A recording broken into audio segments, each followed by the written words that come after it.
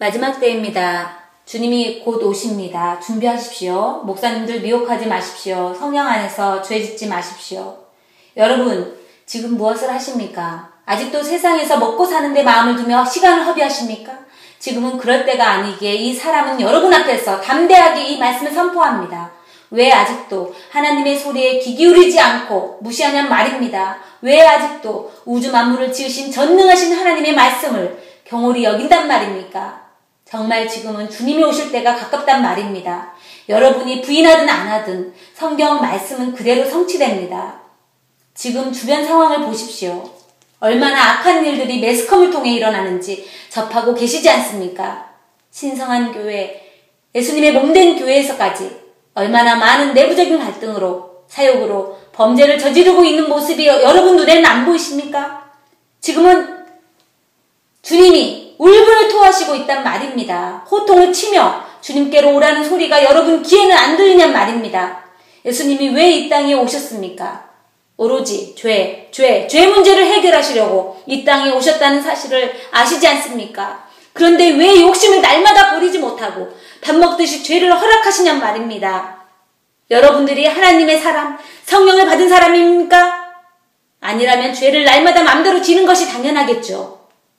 그렇지만 여러분들은 예수님을 믿는 하나님의 자녀지 않습니까? 그런데 왜 여러분들의 성전을 괴롭히며 더럽히냔 말입니다. 예수님이 어떻게 오셨습니까? 사람들에게 율법을 주셔서 지키지 못함을 아시고 죄 없으신 하나님께서 직접 우리의 죄를 위해 십자가에서 피를 흘리시며 죽어주셨기에 우리의 죄를 용서받을 수 있는 것 아니냔 말입니다.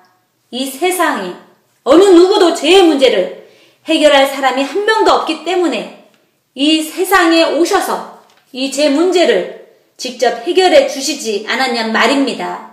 그래서 우리가 율법으로 죄를 깨달아서 회개하고 돌이켜서 예수님 앞에 나오길 원하는 것 아닙니까?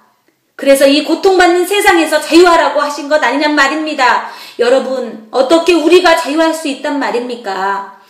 진리가 너희를 자유케 하리란 말씀이 있습니다. 우리가 진리 곧 예수님 안에 있을 때 비로소 자유하단 말입니다. 그런데 용서받은 은혜를 있으면서 성령을 받았다면서 하나님의 자녀라면서 왜 죄를 짓고 지면서 양심의 가책을 느끼지 않으신단 말입니까?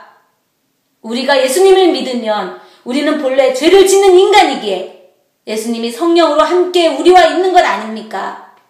그래서 우리는 죄를 안 지을 수 없지만 우리 안에 성령님은 죄를 짓는 분이 아니라는 것을 여러분들은 아시잖아요. 우리 안에 성전에 성령님이 계신데 성령님이 죄를 좋아하냔 말입니다. 여러분, 성령을 받은 우리는 절대 죄를 용납하여 우리 안에 성전을 더럽히면 안 된단 말입니다. 그래요. 인간이기 때문에 때로는 죄를 지을 수 있어요. 그래서 양심을 주셨잖아요. 양심이 죄를 알아차려 느끼게 하면 바로 즉시 예수님의 보혈의 피로 회개하고 씻으며 용서받으란 말입니다.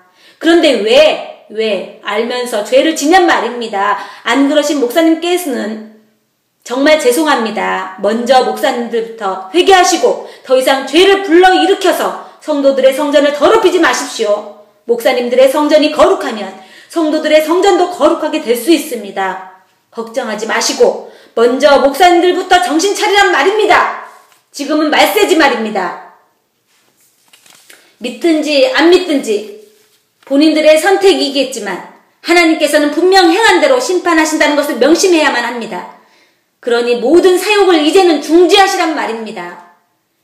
이 세상의 축복과 기적으로 성도들을 미혹하여 성도들을 이 땅에서 목사님들의 종으로 욕심을 부리게 해서 축복받고 돈을 벌어서 목사님들도 그 돈으로 축복받고 이 땅에서 잘 살아서 본인 명예 높여 사시는 것이 무엇이 남는데요.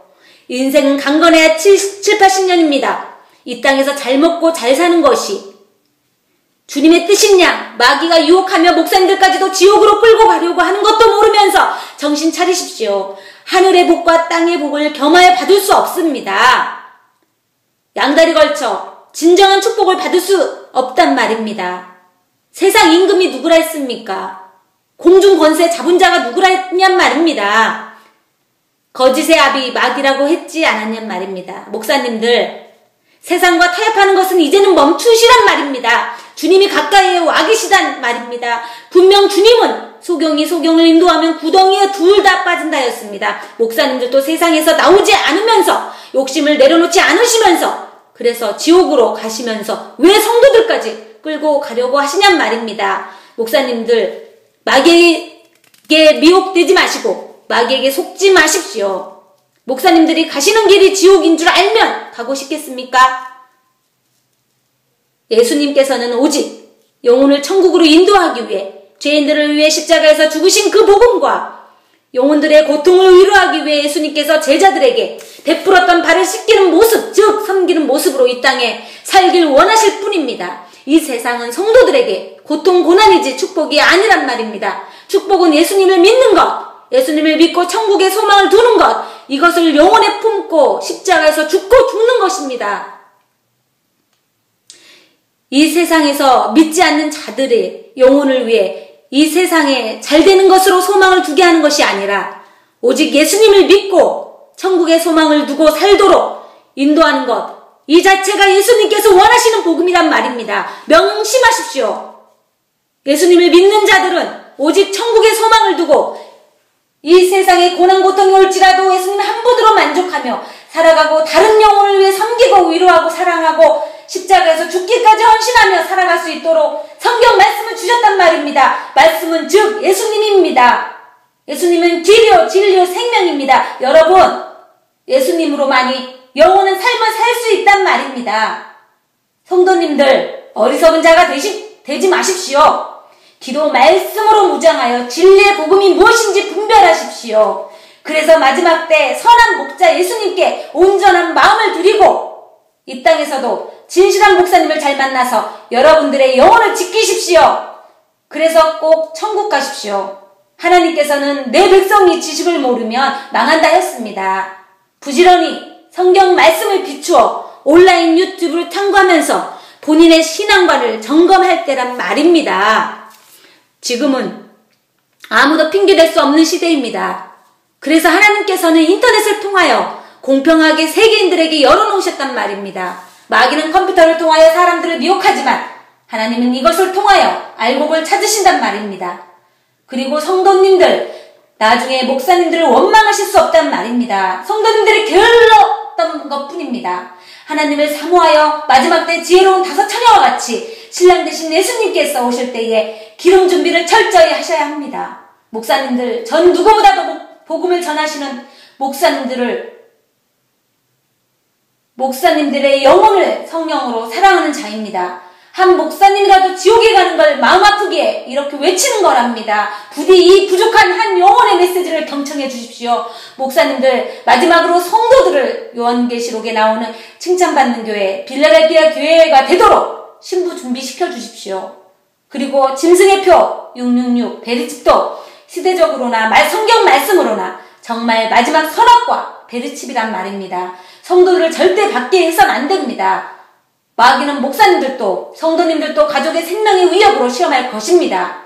부디 예수님께서 지신 십자가를 우리도 우리 안에 계신 성령님과 함께 순교를 하더라도 절대 말씀을 순종하여 받으시면 안 됩니다. 하나님의 명령을 불순종한다면 마지막 선악과 이게 더 이상 용서받을 길이 없단 말입니다. 요한계시록 14장 9절에서 10절 말씀을 보면 짐승의 표를 받는 자는 불과 요왕이 있는 영원한 불지옥으로 간다는 사실을 분명히 전합니다. 그래요, 여러분, 우리 모두 끝까지 인내의 말씀을 지켜서 천국에 갑시다. 하나님의 말씀은 시건치 않으십니다.